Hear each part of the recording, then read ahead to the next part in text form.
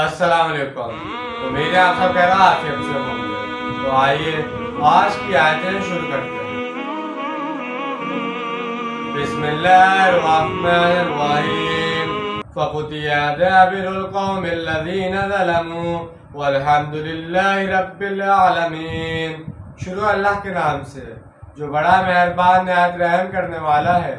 پھر جڑ کاٹ دی اس قوم کی جس نے ظلم اور کفر و شرک کی روش اختیار کی تھی، اور کل شکر اور تعریف اللہ ہی کے لیے ہے جو تمام جہانوں کا پروردگار ہے. قُلْ أَرَأَيْتُمْ إِنْ أَخَذَ اللَّهُ سَمْعَكُمْ وَأَبْصَارَكُمْ وَخَتَمَ عَلَى قُلُوبِكُمْ مَنْ إِلَٰهٌ غَيْرُ اللَّهِ يَأْتِيكُمْ بِهِ انظُرْ كَيْفَ نُصَرِّفُ الْآيَاتِ ثُمَّ هُمْ يَصْدِفُونَ. اے نبی صلی اللہ علیہ وسلم، ان سے پوچھئے کیا تم نے کبھی غور کیا کہ اگر اللہ تمہاری آنکھیں اور تمہارے کان چھین لے اور تمہارے دلوں پر مہر کر دے تو اللہ کے سوا کون سا معبود ہے جو دوبارہ تمہیں یہ ساری صلاحیتیں دلائے گا؟ دیکھیے ہم کس طرح ان کے لیے اپنی آیات مختلف پہلوؤں سے پیش کرتے ہیں، پھر بھی وہ کنارہ کشی کرتے ہیں. قُلْ أَرَأَيْتُمْ إِنْ أَتَاكُمْ عَذَابُ اللَّهِ بَغْتَةً وَجَهْرَةً هَلْ يُهْلَكُ إِلَّا الْقَوْمُ الظَّالِمِينَ. ان سے کہیے دیکھو تو اگر تم پر عذاب آ جائے اچانک یا اعلیٰ اعلان تو کون ہلاک ہوگا سوائے ظالموں کے.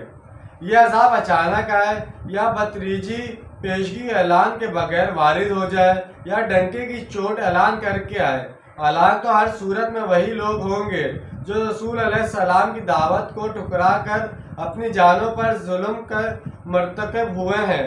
اب انبیاء اور رسول علیہ السلام کی بعثت کا وہی بنیادی مقصد بیان ہو رہا ہے جو اس سے پہلے ہم سورہ نساء آیت 170 میں پڑھ چکے ہیں.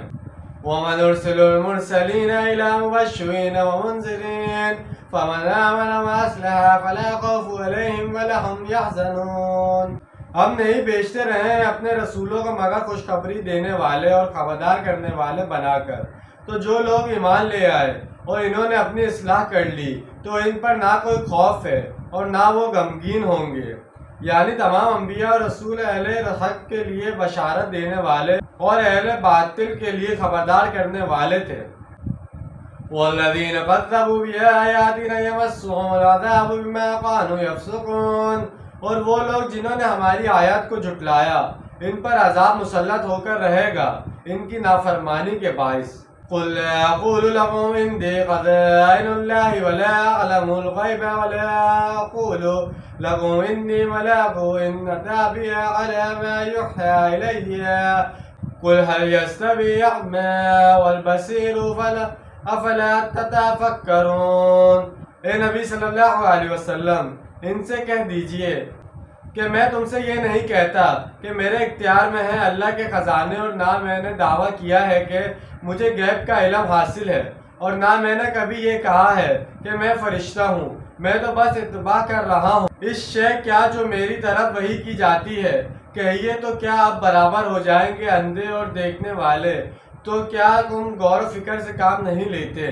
تم لوگ مجھ سے معجزات کے مطالبات کرتے ہو اور غیب کے حوال پوچھتے ہو، لیکن کسی شخص سے مطالبہ تو کیا جانا چاہیے اس کے دعوے کے مطابق.